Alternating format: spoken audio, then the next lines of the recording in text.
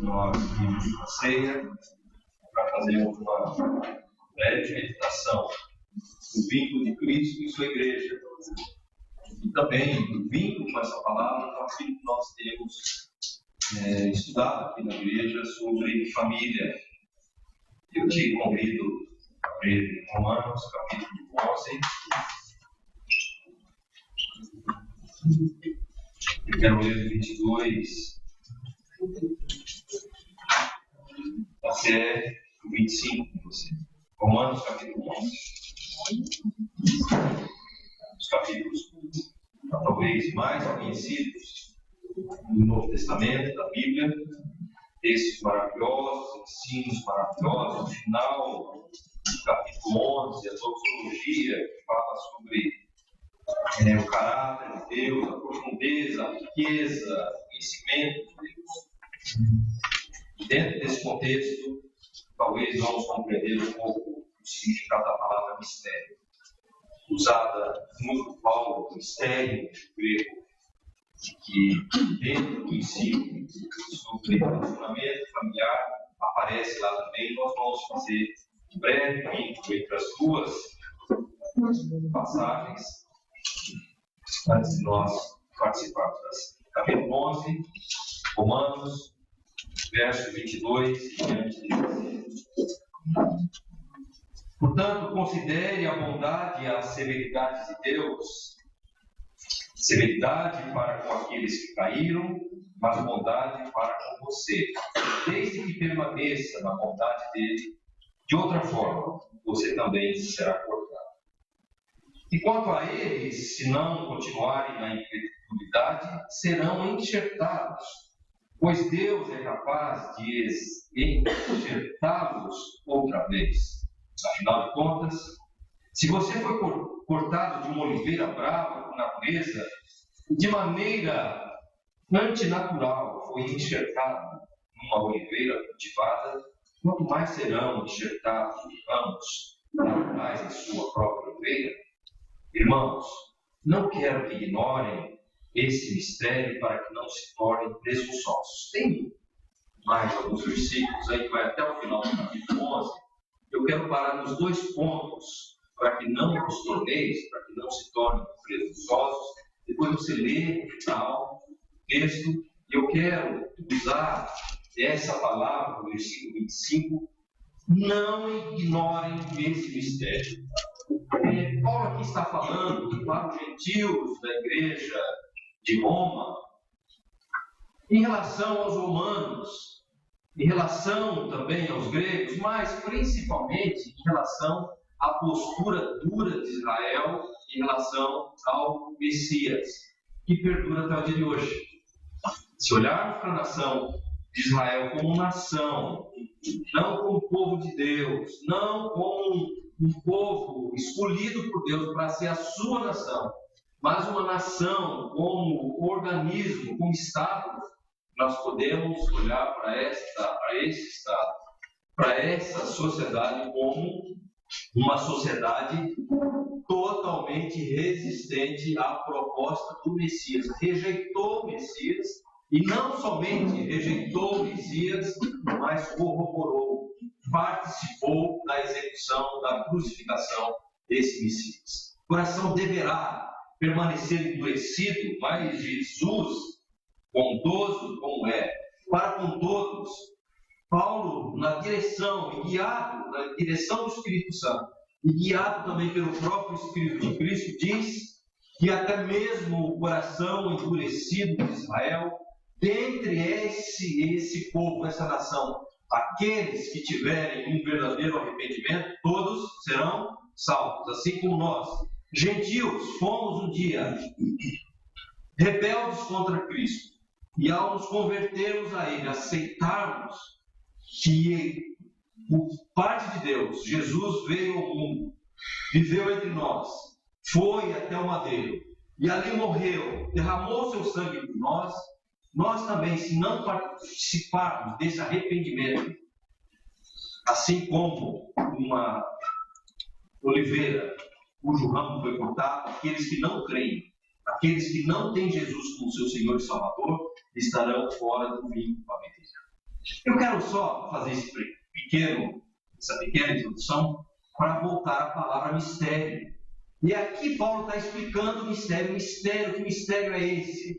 Resumidamente, a severidade de Deus e, ao mesmo tempo, o oferecimento da sua bondade, da sua graça àqueles que, mesmo tendo um coração arrependido, um coração endurecido, se arrependem e têm possibilidade de uma nova vida. Quero te desafiar agora a ir lá para Efésios, capítulo 5, verso 31 em diante. Efésios 5, 31 em diante. Efésios capítulo 5. Eu vou ler e você vai acompanhar se quiser. Por essa razão, o homem deixará pai e mãe e se unirá à sua mulher, e os dois se tornarão uma só carne. Referência a Gênesis 2:29. Referência a Mateus 19. Este é um mistério profundo, a mesma palavra, mistério, só que ele acrescenta aqui, mistério profundo. Refiro-me, porém, a Cristo e a Igreja. Portanto, cada um de vocês ame a sua mulher, está falando dos maridos, como a si mesmo, e a mulher trate o marido com todo o respeito. Aqui está o fecho do que nós falamos por 2 semanas sobre relacionamento de marido e mulher. O resumo de tudo isso está no versículo 33, quando ele fala: todo marido ame a sua mulher como a si mesmo, e a mulher trate o marido com todo respeito. Esse é o mistério. Mas seria o casamento uma ilustração do que é o vínculo da igreja com Cristo? Seria esse o mistério que Paulo se refere? Não, o mistério está lá, quando nós lemos em Romanos, o mistério de Deus oferecer a salvação a todos, até mesmo a Israel hoje com o coração endurecido. Se houver arrependimento das pessoas que lá estão, e não somente pelo fato de Israel ser a nação escolhida por Deus e, portanto, descendentes no DNA de Abraão, isso não garante àquele povo a salvação, mas juntamente com os gentios, todos que se arrependerem terão a possibilidade de experimentarem a bondade e a graça de Deus. Não é um mistério. Antes, outrora, nós, todos, de alguma maneira, inimigos de Deus, conscientemente agindo contra a vontade de Deus, num dado momento, sem explicação, algo acontece na nossa alma, e nós abrimos a boca e declaramos: Senhor, eu me arrependo, e eu aceito Jesus como meu Senhor e Salvador. Quem aqui não passou por isso? Espero que passe por isso. E olhando para vocês, creio que todos nós passamos por esse arrependimento, passamos por essa decisão, passamos por essa situação onde olhamos para Cristo espiritualmente e falamos: Senhor, eu agora me conscientizo da minha vida de pecado, do meu endurecimento, me arrependo e te aceito como Senhor e Salvador. Mistério não se explica como uma pessoa endurecida pelo pecado, acostumada ao prazer do pecado, num dia toma uma decisão de arrependimento como essa. Mistério. Se não fosse pela atuação do Espírito Santo derretendo o gelo dos corações, muito dificilmente as pessoas chegariam a esse ponto de olhar espiritualmente para o Calvário, para a cruz onde Cristo foi crucificado, e com a boca, de maneira conscientemente, e não somente movidos pela emoção, talvez pelo som de uma boa música, de um apelo de um pastor, de um missionário, de um pregador, com uma boa palavra, e te desafiar a vir à frente, e talvez mesmo sem pensar, nós possamos, numa atitude, num momento, movidos pela emoção, tomar uma decisão assim. Mas não, nós conscientemente um dia chegamos ao ponto da falência espiritual, de declararmos a nossa falência: não tenho mais para onde ir, é daqui para baixo. Senhor, me arrependo, quero caminhar numa outra direção. Me converto, dou uma meia volta e passo a andar na direção da cruz. Irmãos, esse é o mistério que no Velho Testamento os profetas fizeram experimentar, e não era o tempo deles, o conhecimento do Messias. E hoje nós somos aqueles que já estamos vivendo a era do Messias. A era em que nós celebramos o fato dele ter vindo, ter morrido, ter derramado o seu sangue na cruz para propiciar a ira de Deus contra o pecado que nós havíamos cometido e para expiar esses pecados através do seu sangue. Porque sem derramamento de sangue não há expiação de pecado. Cumpriu-se as Escrituras e nós somos hoje geração privilegiada, porque já estamos na era do Messias. Aquele que vem, aquele que virá. E no meio desta conversa de Paulo com os maridos de Éfeso, ele fala que Cristo, assim como o marido deveria amar a sua mulher, não usando o verbo ou a palavra eros, mas a palavra ágape, amar a sua mulher sacrificialmente, Cristo morreu pela igreja para assim glorificar. Parte do mistério também revelado. Nós, irmãos, somos a igreja. Nós somos um dos protagonistas do mistério, da revelação do mistério. Eu quero te convidar, como privilegiados, daqueles que podem entender o mistério da graça, que veio para alcançar a todos e trazer a salvação e a bondade a todos. Eu quero te convidar a refletir sobre a manifestação do sacrifício de Cristo para com sua igreja, que é aquilo que nós, como cristãos, chamamos de a ceia do Senhor. Essa ceia, ela tem símbolos. De alguma maneira, eu creio que todos, cristãos e até mesmo não cristãos, têm vislumbrado, têm tido informações, têm tido imagens, têm visto um filme, têm lido um livro, têm visto no jornal, numa revista, o significado da ceia. É o pão e é o vinho. É o pão e é o cálice. Isso nos leva para Cristo, elaborando a revelação do consolo. Nos leva a cada um de nós para uma quinta-feira na contagem de tempo ocidental que nós conhecemos, o calendário que nós respeitamos no mundo ocidental, nos leva ao dia em que Jesus, numa quinta-feira à noite, chama os seus discípulos para dar as últimas instruções, os últimos ensinos diretos e se preparar para entregar a sua vida em sacrifício de todos os que creram lá, que creem agora e que ainda crerão, até mesmo dentre Israel.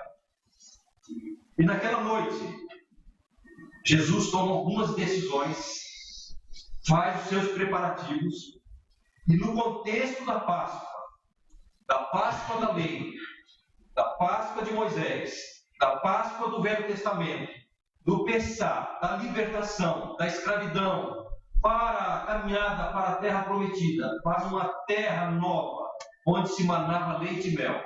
Naquele contexto, onde o cordeiro sacrificado, o sangue aspergido, o sangue colocado nos umbrais, nas janelas, nas portas, o sangue que livrou da morte os primogênitos, onde havia o sangue do cordeiro. Nessa situação, Jesus traz os seus discípulos para também libertá-los da lei e incutir no coração deles a possibilidade de cearem novamente pela alegria, pela graça e não pelo medo da morte. E de um cordeiro vem o Cordeiro de Deus, que é Cristo. Ele mesmo se apresentaria na manhã seguinte, às 9 horas, no nosso tempo, da sexta-feira. Manhã posterior à noite em que ele estava ceando com os seus discípulos, às 9 horas da manhã, ele estaria sendo pregado naquela cruz, onde ficaria até aproximadamente às 3 horas da tarde, onde ele vem entregar o seu Espírito nas mãos do Pai. E aí ele lembra novamente o significado, a simbologia do que viria a acontecer. Um cordeiro e o seu sangue. A vida dada através do seu corpo partido o pão. O seu sangue derramado naquela cruz, o vinho e o cálice que foi feito cheio de vinho daquela noite, daquela ceia, e entregue nas mãos dos discípulos, passando aquele cálice de mão em mão, todos beberam, todos experimentaram o sabor do vinho, o sabor daquilo que viria a ser a lembrança espiritual do sacrifício de Cristo, e puderam se alegrar ali. Experimentaram também o cálice comum de mão em mão, a comunhão entre aqueles escolhidos e aqueles que aceitaram a salvação e a promessa revelada na pessoa de Cristo, o Messias revelado na pessoa de Cristo. O pão partido, o pão dividido, o pão comido, o corpo de Cristo partido naquela cruz. Esse é o significado da ceia. Quem pode participar da ceia? Quem está qualificado a participar da ceia? Assim como o outro sacramento, a outra ordenança direta que nós temos na doutrina cristã evangélica, nós temos o batismo e nós temos a ceia do Senhor, os dois sacramentos, as duas ordenanças diretas. Nas duas exigem-se decisões e qualificações. A ceia do Senhor, contrariamente ao batismo, que é uma cerimônia pública aberta a todos, para que todos participem e vejam ali o batizando, entrando na água, fazendo a confirmação dos seus votos de entrega da sua vida a Jesus, mergulhada na água, saindo dali para uma vida nova, uma vida de excelência pública, essa cerimônia, desafiada a igreja no dia do batismo a convidar todos os familiares, amigos que participem da ceia, é para os discípulos. A ceia é para aqueles que declararam conscientemente Jesus como seu Senhor e Salvador. Eu quero agora fazer um convite a você. Se você tem Jesus como seu Senhor e Salvador, se você está em comunhão com a tua igreja, se você está arrependido dos teus pecados, não que você não tenha pecados. Talvez você tenha pecado vindo para cá. Talvez você tenha pecado durante o culto, durante o louvor. Talvez você tenha liberado os teus pensamentos, a tua mente, para que pensamentos fossem injetados por Satanás na tua mente. Nós pecamos o tempo todo. Nós temos pecado. Uma mente adulta tem aproximadamente 7.000 pensamentos passando por dia, passando na mente de uma pessoa. Tem níveis diferentes, eu vou ficar na média. 7.500 pensamentos. Se você considerar que 10% dos pensamentos que passam pela tua mente são pensamentos pecaminosos, irmãos, nós estamos falando de aproximadamente 750 pensamentos nos quais nós pecamos contra Deus. E nós não temos controle da mente. Vem e vai. Mas nós podemos colocar freios. E nessa situação, eu convido agora a você, meu irmão, minha irmã, baixar a cabeça. E nós vamos ter um momento de reflexão. Eu queria que a banda viesse à frente. Ou quem puder, da banda, para que nós pudéssemos ter algumas músicas. Nesse tempo, eu queria que nós passássemos primeiramente, antes de irmos para ser propriamente dito. Eu quero pedir que você, respeitosamente, temerosamente agora, baixe a cabeça e declare para Deus, somente Ele, ninguém mais precisa se envolver nessa tua conversa a partir de agora com Deus. Peça perdão. Que Ele te perdoe nos teus pensamentos, que Ele te perdoe nas palavras que têm saído da tua boca, que Ele te perdoe da tua falta de fé às vezes, do teu desânimo, do teu pessimismo, até mesmo da tua conivência com o mal no ser. Quero te deixar à vontade agora, em silêncio por alguns segundos, enquanto você tem essa conversa com Deus.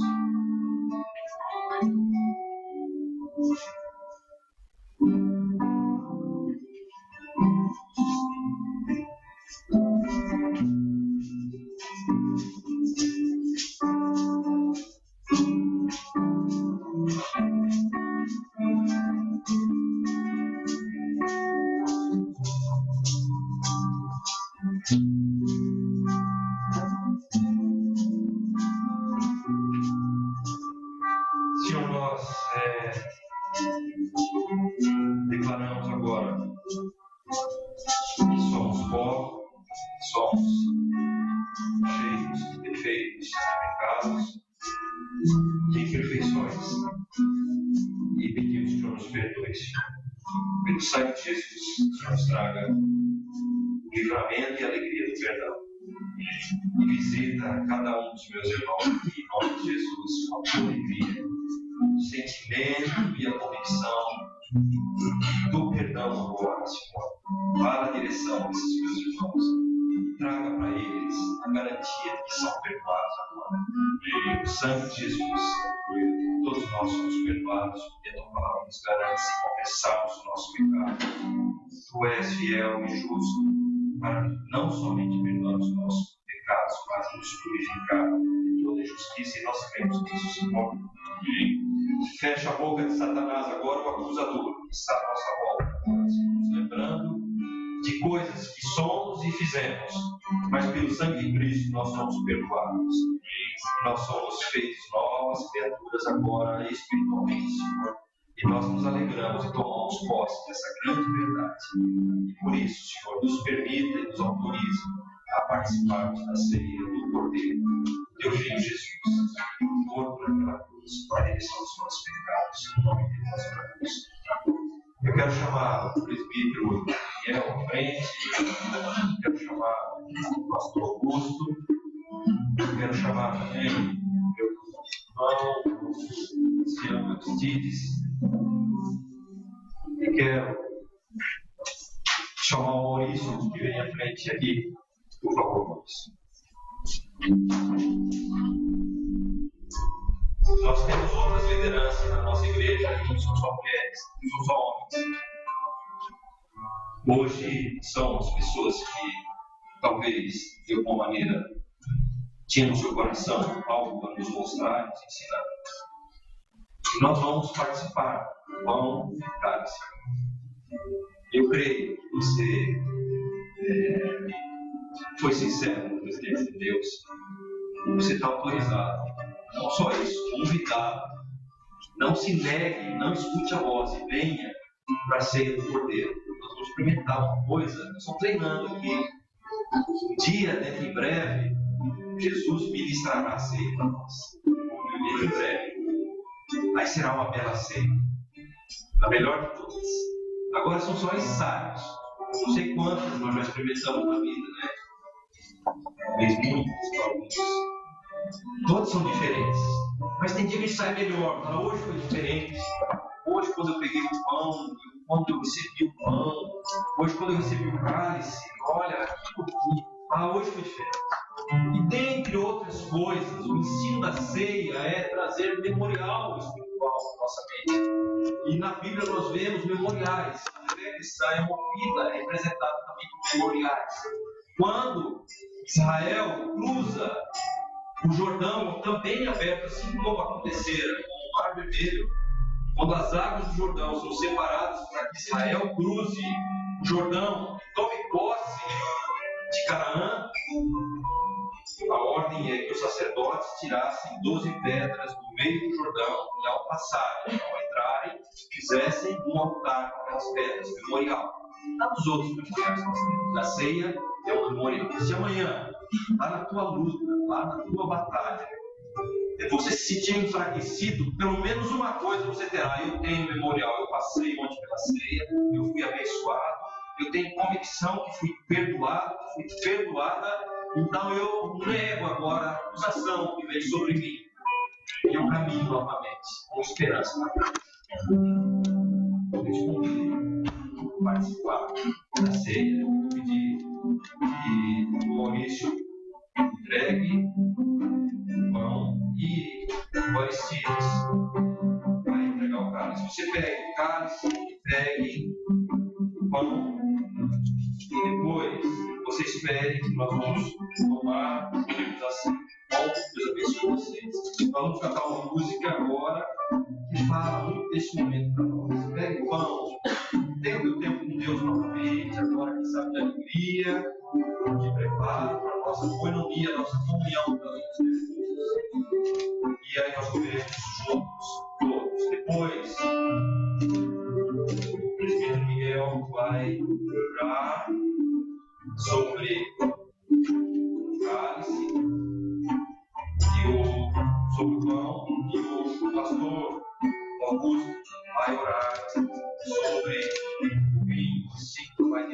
ajudar você quando você estiver prestes a tomar vinho, assim como quando estiver prestes a tomar o pão, o presbítero Miguel vai tratar disso. Nós vamos cantar agora um pouquinho que fala desse nome. Deus abençoe.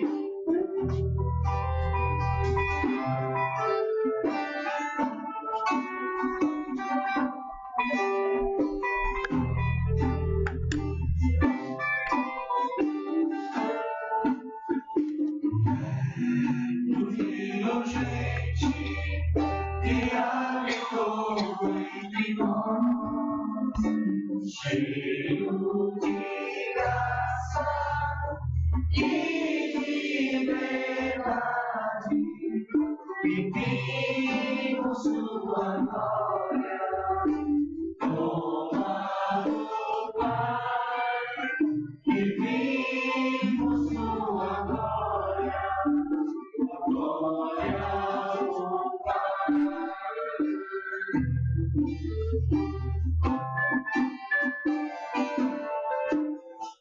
O Verbo virou gente e habitou entre nós, cheio de graça e de verdade, que vimos sua glória, toma do Pai, que vimos sua glória, glória do Pai, que vimos sua glória, toma do Pai, que vimos sua glória, glória do Pai.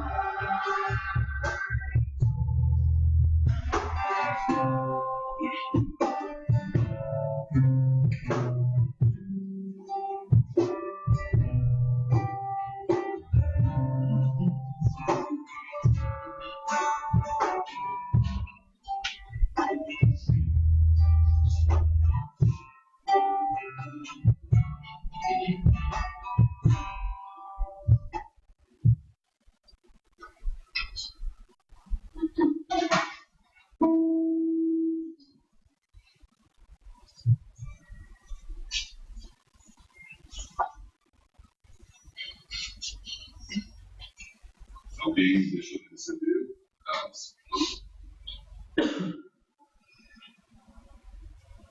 Assim, depois de todos. Pois recebi do Senhor o que também vos entreguei. Que o Senhor Jesus, na noite em que foi traído, tomou o pão e, tendo dado graças, partiu e disse: Isto é o meu corpo, que é dado em favor de vocês. Façam isso em memória de mim. A gente precisa lembrar nesse momento de que Jesus foi para aquele madeiro, foi para aquela cruz por livre espontânea vontade. Ele queria que o nosso pecado fosse perdoado. E é isso que nós estamos fazendo até agora. Nós temos que lembrar disso e lembrar sempre, em todos os momentos da nossa vida. Esse é um dia que a gente faz em especial, essa celebração, que é para a glória de Deus. Que nós fazemos mas a gente tem que lembrar sempre disso. Jesus morreu na cruz para perdoar nossos pecados, para redimir nossos pecados. Então, vamos comer a pão e Deus abençoe a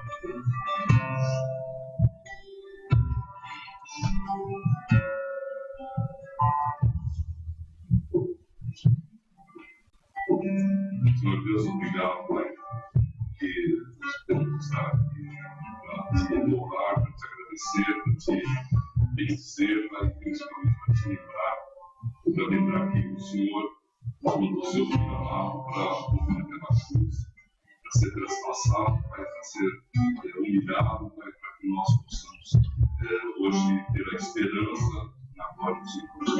Fica conosco, nos abençoe, nos guarde, eu te peço que nós não nos deixemos do Senhor do nosso.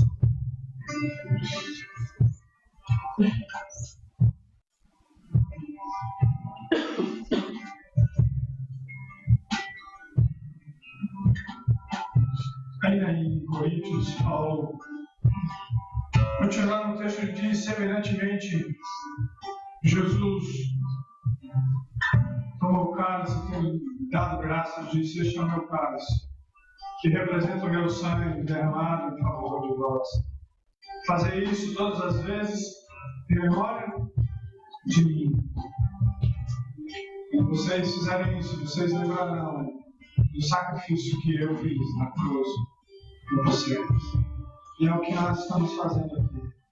Em memória do Senhor Jesus, lembrando o que Ele fez. E como já foi dito aqui, Ele mesmo celebrará a ceia para nós e por nós.